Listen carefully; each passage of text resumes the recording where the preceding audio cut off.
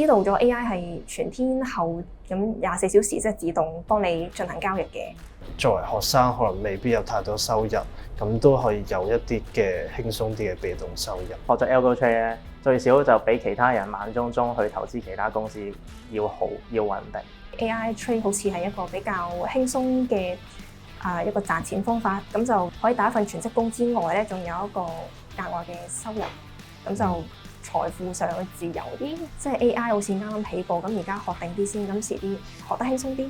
如果你要學 Algo Trade，你會唔會翻嚟 Forest 嗰度學？我會翻嚟 Forest 度學習啦。咁因為我本身做嘢嘅時候都可能接觸咗相關啲知識啦，咁可能就會令到我更加容易去掌握啲 trading 嘅一啲技巧。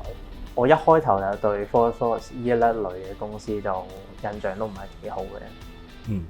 就認為可能就會人哋入嚟投資啊、錢之類啦。係。咁點知佢就係過嚟教人哋點樣用呢啲 AI 軟件啊，呢啲教學嘅方式去教人哋點樣去 Algo Trade。